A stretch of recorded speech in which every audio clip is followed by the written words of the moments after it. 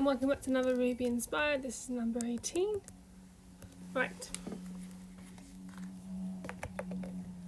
Lance stared at the floor, wincing slightly, as Keith squeezed his arm a little too close to his gaze.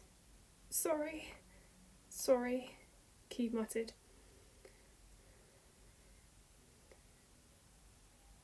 I should be getting better at this. It's okay, Keith, Lance whispered, looking up at him. It's not that bad anyway. Keith shook his head, cutting off the access of the wrap. You should be going in the pod and getting this healed. The blue pan clenched his jaw. There is no way I'm getting in that pod after Lotor threatened you and the baby. No way. Keith wrapped the bandage down tight. Thank you, Lance sighed and relaxed. I'm sorry for worrying you. I shouldn't be adding this onto you with the stress you have, but I just need to make sure you and our baby is safe. Yeah, Keith nodded, looking at the gaze. I know you do. It's just, this is Scar. If you don't go into the pod, it'll hurt for a long time. Lance took Keith's hand. It'll be worth it, Keith. I love you. I love you so much. He brought Keith's hand to his lips. I don't know what I'd do if you were hurt. I couldn't do anything about it because I was stuck in the pod. Lance leaned forward, then dropped his head and kissed Keith's knuckle, and dropped his head then on his shoulder. I love you, Keith. Keith squeezed Lance's hand, trembling. Yeah, I love you too. I need to punch something! I hear you, but I can't. Yeah. And I worry, Lance, and I'm afraid, and I'm tired of that. We fought this morning over, for fuck's sake, and we haven't fought the two sides that fight like that in so long. I've noticed. Pidge, I can't keep this up much longer. I'm going insane from sitting back here in the castle, unable to do anything. Keith slowly sat down as Pidge bumped on the edge of the seat into the back of her knees, looking up at them. Pidge hummed and running her fingers through his hair. Well, Keith, I see each of every day. And when you don't see each other now, one of you is off fighting, while the other is stuck in a room because you're stressing yourself out.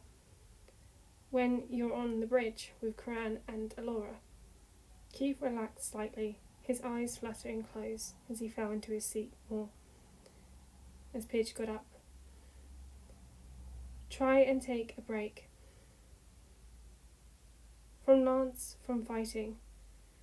Just take a day to relax without feeling about what happened with Lotor. And take a day to get Lance out of your hair as well. Just a day to relax and think about your baby. Keith slowly nodded and hummed softly as Pidge tugged his hair back into a ponytail. Can't exactly do that in the castle, can I? The young paladin chuckled and wrapped her arms around his shoulders. No, maybe when we stop on the Okari, we can ask Raina to let you stay for a little while. It would do you some good, and the baby as well, to get some fresh air and some new foods. Does sound nice. Hey, can I see her again? Yeah, of course. Come on. To the table. Oh, wait. Give me a tick to pull some pillows and stuff on it. Keith bit his lip, looking around the room. It's big, he mumbled. Shiro dropped a bag full of Keith's things onto the floor. Shiro chuckled.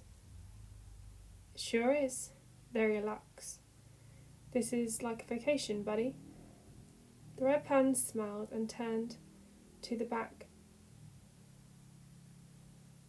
room, looking at the Black Paladin. Yeah, I'm kind of glad I get to stay here for a little while.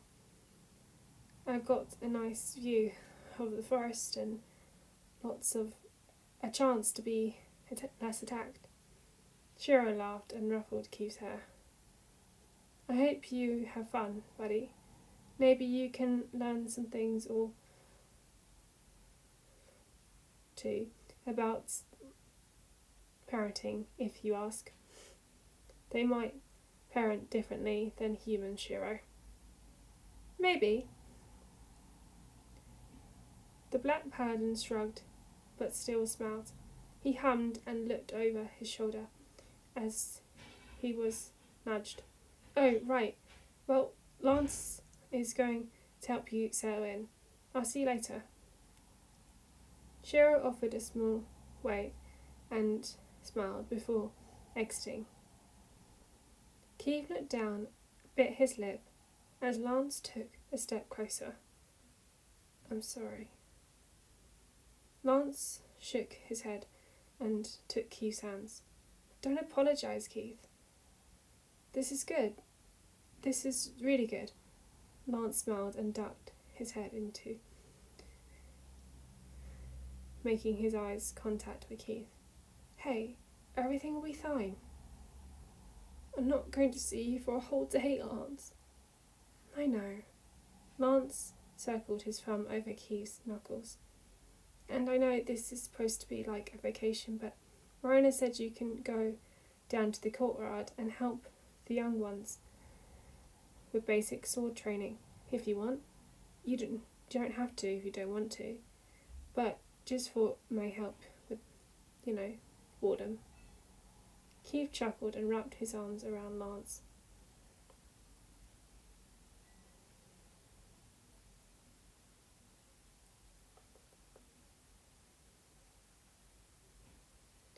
I look into it. Thanks for letting me come. The blue paladin hummed and rubbed up and down Keith's back. I knew you needed a break. Besides, your curry is safe. I honestly hope you'll prefer the banana plebans because of reasons, but they're okay. Our curry's good too. Keith huffed and tucked his head into Lance's shoulder. I love you, Keith. Come on, let's unpack your stuff. Why, if I'm only staying a day? Just feel more comfortable. Lance shrugged, pulling back. I'll call you when we land tomorrow, so to pick you up. Keith nodded. All right. Keith did decide to go out sword practice. He chipped in ever now and then, helping them perfect their skills and balance. Sleeping was difficult now that he was on his own. He was used to having Lance being there with him. Also, the baby was kicking extremely hard half the night. On one of the places in the palace, the servants took Keith out on the edge of the forest around the noon. He sat and letting the strangers around him. Then suddenly a strange little cat crawled up to his lap, getting rubbed up against his palm and his swollen belly. Here on the Alcari, we call them banan, I think it is, or Barney. They are very good house pets. Their servants mused 3 Barney climbing on top of him. They can protect, and they're very, very loyal. Great companions. Keith hummed and stroked the blue-looking cat into his lap. They're very soft. The cat meowed, as that's what it looked like to Keith, and rubbed its head against Keith's belly, and unaffected by Rosalind's kicking back.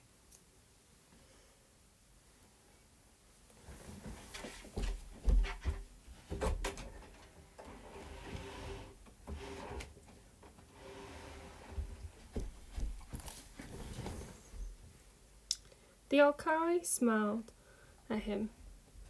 That's one that seemed to like you and your child. Too bad I can't take her with me when I leave today, Keith mumbled, stretching behind the cat's ears. The device in Keith's pocket buzzed. Oh, that's Lance. He grabbed the device and gleamed as he pressed the button. You landing? So soon? I'm not even in the castle. We're not on the Alcari, Keith. The red pad and paused, his smile slowly shrinking. What? Then why are you calling?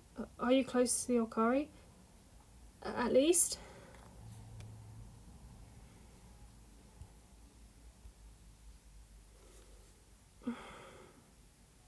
Lance sighed softly. On the other line, clearly tired and worn out. No, we won't be there for a long time, Keith. A few more hours? Another day? Keith clenched the fabric over his heart. Aunts? Lotor's trying to break into the ship, Keith. You're going to have to stay on the Alcari for a few more days, just until we figure this out. No! Keith shouted, voice breaking. No, I can't stay here a few more days. We agreed just one day to get a break. Keith, I know. Don't be like that. Lotor knows, and he's threatening you, and he's trying to live up to that. He really is trying to take you and Rosalind. They both went silent.